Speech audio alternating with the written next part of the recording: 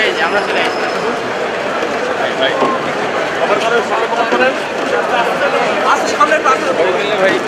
সামনে তো আসতে দিতেছি এক সাইডে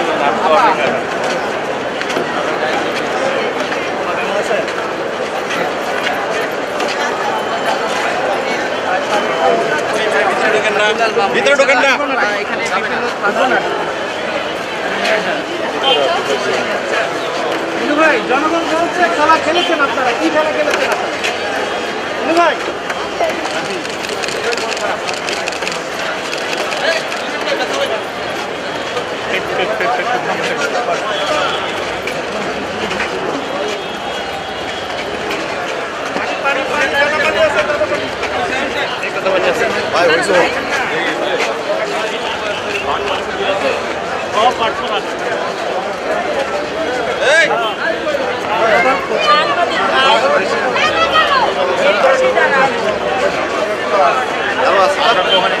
আছে না এবার ঈদের দাওয়াত ঈদের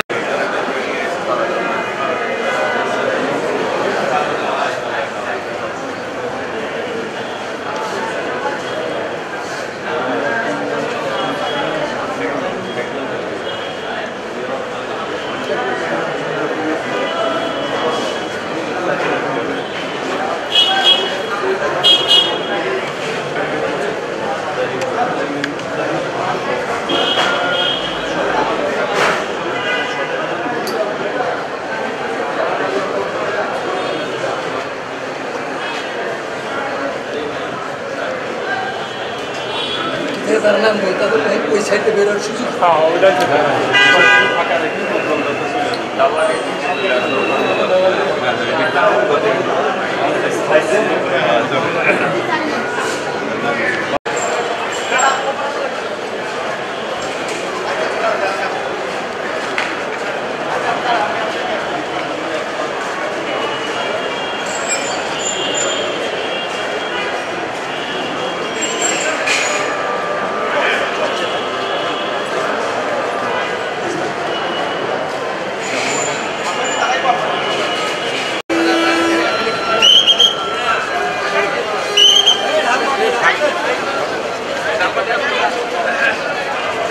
আসেন না ওদিকে ওদিকে ওদিক কই না হ্যাঁ আগান আগান আগান আগান এদিক থেকে ভাই মোবাইল লাম মোবাইল লিডার সালাম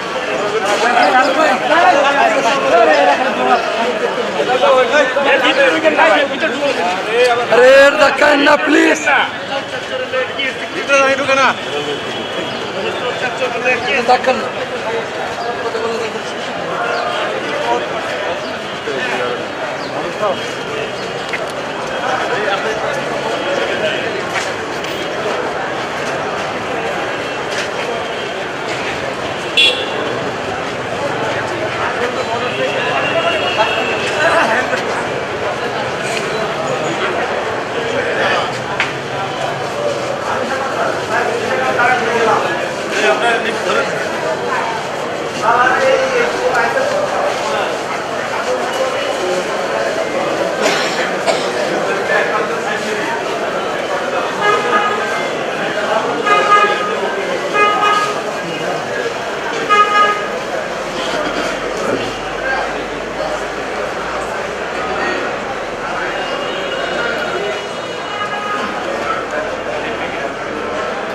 সাদেক খান সাধারণত বলছে যে সে অনেক আগেই এমপি ছিল, পরবর্তী সে এমপি ছিল না, এটার সঙ্গে সে জড়িত না, এটা স্বাভাবিক। তো এটা বলে থাকে। আমরা বলছি যে আদালতে আসার পর তো সবাই কেউ স্বীকার করছে না যে আমি অপরাধের সঙ্গে জড়িত, কিন্তু অপরাধের সঙ্গে জড়িত কিনা সেটা জাতি দেখেছে, জনগণ দেখেছে এবং তাদের কর্মকাণ্ড দেখে তারা কীভাবে বৈষম্য ছাত্র আন্দোলনের সময় মানুষের উপরে আওয়ামী লীগ, যুবলীগ, ছাত্রলীগ তারা রাজপথে থেকে পুলিশ থেকে অস্ত্র নিয়ে কেড়ে নিয়ে তারা মানুষের উপর তারা গুলি করেছে।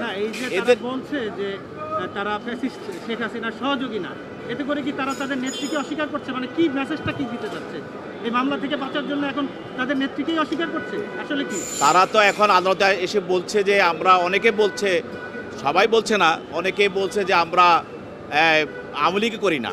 যেমন কামাল আহমেদ মজুমদার বলছে যে আমি আর আওয়ামী লীগ করবো না, আওয়ামী লীগ করি না, জীবনও কোনদিন আওয়ামী লীগ করবো না। আর সাদেক খান বলছে যে আমি তো এমপি ছিলাম না, আমি আওয়ামী লীগ থেকে রাজনীতি দূরে ছিলাম। এইসব কথা বলে পার পাওয়া যাবে না। এইসব কথা বলে তারা জনগণের থেকে অনুকম্পা নেওয়ার চেষ্টা করছে, মানুষের ভিতরে একটা বিভ্রান্ত সৃষ্টি করার চেষ্টা করছে। কিন্তু আমাদের আইন এবং মামলার সাক্ষী এভিডেন্স, তাদের বিরুদ্ধে আমাদের যথেষ্ট এভিডেন্স এবং প্রমাণ আছে যে তারা রাজপথে থেকে ষড়যন্ত্র করে এইসব হত্যার সঙ্গে তারা জড়িত। অতএব তারা এইসব কথা বলে বিচার থেকে রেহাই পাবে না। হাসিনার অন্যতম সহযোগী সাবেক অবৈধ আইনমন্ত্রী আনিসুল হক এবং সাবেক মন্ত্রী রাশিদ খান মেনন, হাসানুল হক ইনু এবং তারপরে দীপুমণি সহ প্রায় 10 জনকে বিজ্ঞ আদালতে উপস্থাপন করা হয়।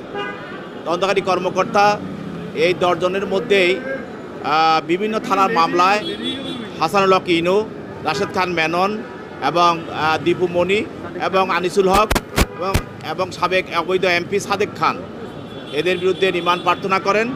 সাদেক খানের বিরুদ্ধে 3 দিনের রিমান্ড মঞ্জুর করা হয় এবং আনিসুল হকের বিরুদ্ধে 3 দিনের রিমান্ড এবং অন্যান্য যারা আছে দীপুমণি এবং ইনু মেনন তাদের বিরুদ্ধে 4 দিনের রিমান্ড মঞ্জুর করে বিজ্ঞ আদালত তাদেরকে তদন্তকারী কর্মকর্তার হেফাজতে প্রদান করেন। তারপর তাদের আইনজীবীরা ছিল, তারাও রিমান্ডের বাতিল জামিনে প্রার্থনা করেন। উভয় পক্ষের বক্তব্য শোনার পর বিজ্ঞ আদালত এই আদেশ প্রদান করেন।